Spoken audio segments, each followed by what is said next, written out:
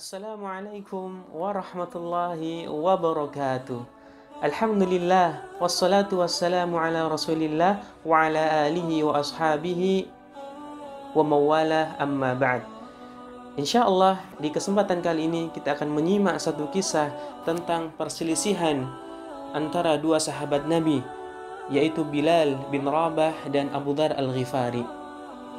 Yuk kita dengarkan dengan baik kisah ini, semoga Allah merahmati kita semuanya. Pada suatu hari, Bilal bermajelis dengan Abu Dzar Al-Ghifari untuk membicarakan berbagai macam strategi peperangan melawan orang-orang kafir. Seketika itu Abu Dzar mengutarakan pendapatnya dan mengatakan, menurutku seharusnya pasukan harus demikian dan demikian.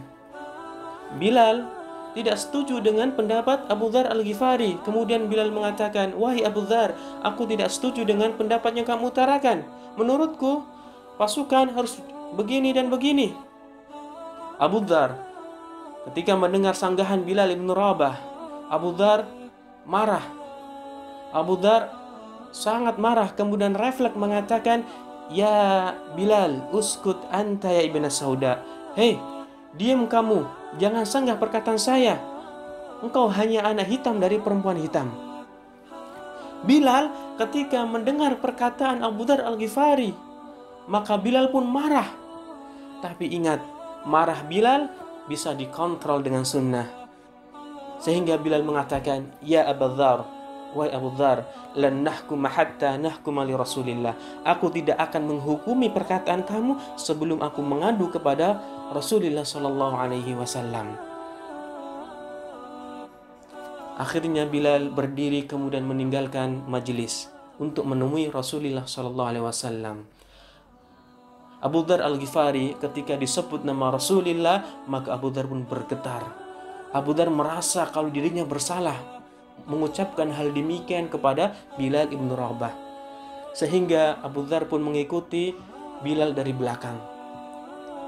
Sesampai di rumah Rasulullah SAW dan berjumpa dengan beliau, Bilal menceritakan kejadiannya.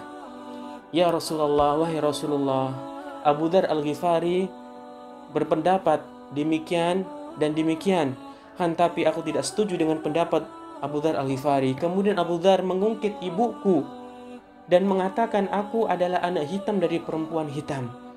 Rasulullah SAW tatkala mendengar cerita Bilal ibn Rabah, Rasulullah menampakkan wajah merah, menunjukkan bahwasannya baginda Nabi SAW sangat marah dengan perlakuan Abu Dzar Al-Ghifari kepada Bilal ibn Rabah.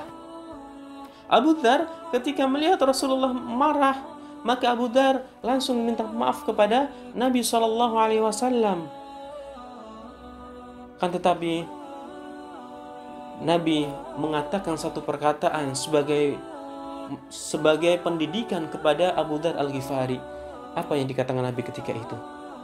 Nabi mengatakan, ya Abu Dzar, wahai Abu Dzar, innaka mur'un fikal jahiliyah.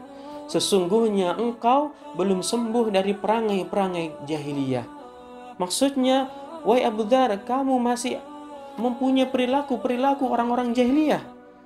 Abu Dzar ketika disebut perilaku jahiliyah, maka Abu Dzar bersedih, kemudian menangis. Sehingga lihat apa yang dilakukan Abu Dzar ketika itu. Apa yang dilakukan Abu Dzar sebagai bentuk tebusan atas kesalahan dia kepada Bilal ibn Rabah. Maka Abu Dzar Al-Ghifari menempelkan pipinya di satu jalan yang mana Bilal sering melewati jalan itu. Maka Abu Dzar Al-Ghifari pun meletakkan pipinya di atas jalan. Ketika melihat Bilal dari kejauhan, Abu Dzar mengatakan, wahai Bilal, tolong injak pipiku ini. Sungguhnya engkau adalah anak mulia dari perempuan sangat mulia. Tolong injak pipiku ini. Aku tidak akan mengangkat pipiku sehingga engkau menginjak dan memaafkan aku, wahai Bilal. Bilal ketika melihat Abu Dzar melakukan hal demikian, Bilal pun mendekatinya. Kemudian memeluk Abu Dzar Al-Ghifari dan memaafkan atas kesalahan yang dia lakukan kepadanya. Ini adalah akhlak salaf akhlak sahabat ketika berselisih dengan sesama temannya, ketika berbeda pendapat dengan sesamanya. Inilah akhlak yang ditunjukkan kepada kita semuanya. Akhlak yang sangat terpuji, akhlak yang luar biasa yang diajarkan oleh Rasulullah Shallallahu Alaihi Wasallam. Maka kita sebagai umat Islam seyogyanya kita mencontoh mereka, meneladani mereka. Dari sini kita bisa mengambil pelajaran. Yang pertama adalah menghina, mengejek itu adalah perangai orang-orang jahiliyah.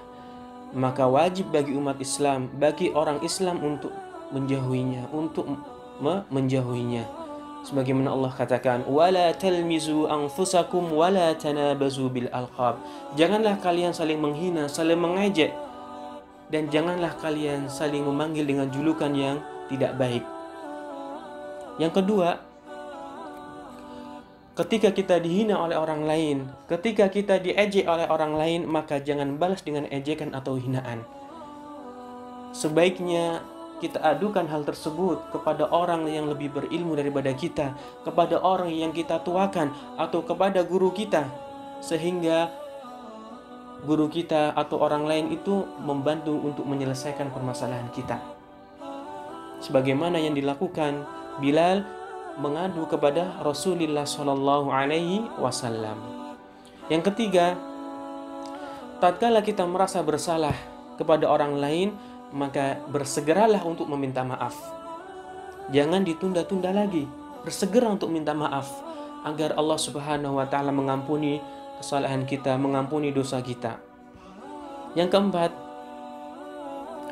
ketika ada orang lain meminta maaf, maka kita berlapang dada untuk memaafkan.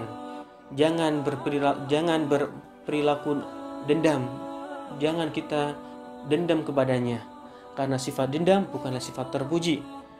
Tapi sifat memaafkan adalah sifat ahlul jannah, sifat orang-orang yang akan masuk surga. Sebagaimana Allah katakan dalam surat Ali Imran ketika mensifati orang-orang yang masuk surga adalah wal 'afina 'anin nas, yaitu mereka yang saling memaafkan di antara manusia.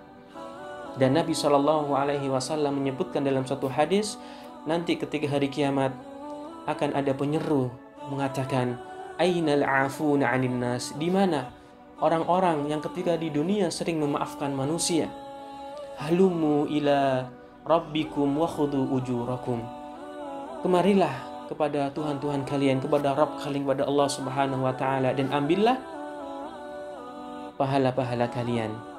Fahaqqu 'ala kulli muslim idza 'afa an ayyudkhilahu Allahul jannah. Maka hak seorang muslim ketika dia sering memaafkan adalah Allah masukkan dia ke dalam surga Allah Subhanahu wa taala. Mudah-mudahan kita semuanya, Allah merahmati kita semuanya dan memasukkan kita ke dalam surganya, dan Allah memberikan kepada kita kemudahan untuk meneladani Rasulullah dan para sahabat yang lainnya. Ini yang bisa kami sampaikan. Barakallahu fikum wa jazakumullahu khairan katsira. Wassalamu alaikum warahmatullahi wabarakatuh.